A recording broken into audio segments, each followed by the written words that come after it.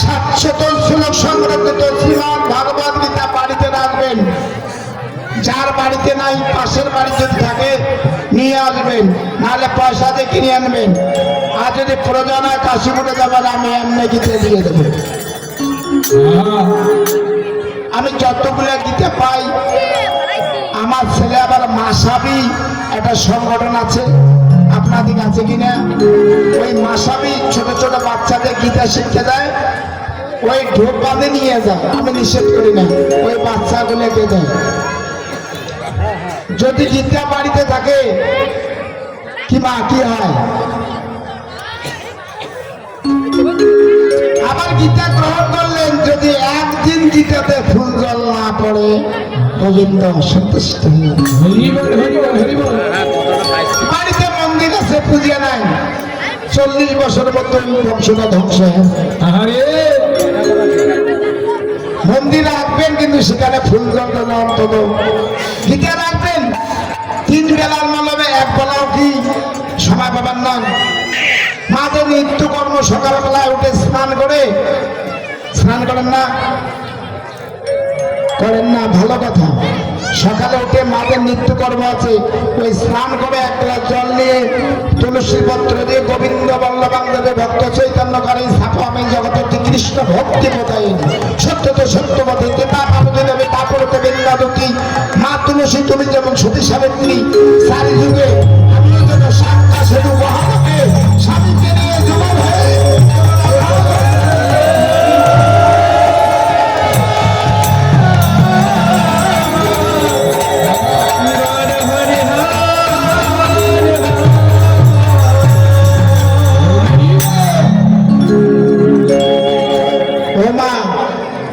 কিবার গেল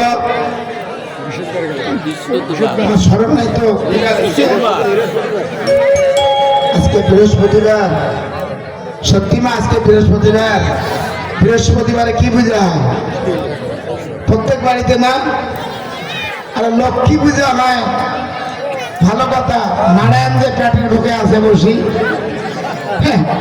ওটা খবরে নেই। বাড়িওয়ালা কিন্তু লক্ষ্মী পূজা খুব করে।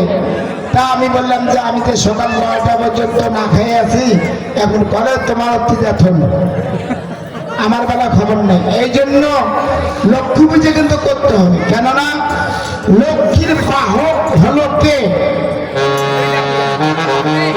লক্ষ্মীর বাহক চেনেন না?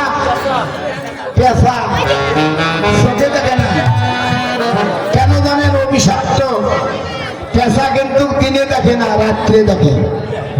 যার ধন হবে, ভগবান বললেন যার জগতে ধন হবে, যদি লোক ডাকতে এসে চোখে দেখবেন না, আত্মীয় স্বজন বন্ধু বান্ধব বোন ভাগ্নি ওরা মনে করে না, ধনী হয়ে গেছে।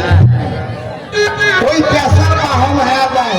এই জন্য ধন বেশি থাকাও খারাপ, আবার না থাকলেও তার কিন্তু খুব খারাপ, তাই না? এই ধন যদি সব কাজে কিছু না লাগে, ভগবান বলল কৃষ্ণ ভাবামৃত একটা গ্রন্থ আছে, যে গ্রন্থখানা ভারতীয় টাকা 7,000 টাকা দাম। আমার গুরুদেবের ঘরে আছে, আমি নিয়ে আসছি। বিশ্বাস না করে আমি গ্রন্থখানা দেখে দেব, লিপিবদ্ধ করা। তুমি যাহা উৎপাদন করবে, 10 টাকা পালে বা চাকরি করলে বলতে কিছু অংশ সৎ কাজে। সৎ কাজে বলেন তো, সৎ কাজ কি দাদা? ভালো করে কর,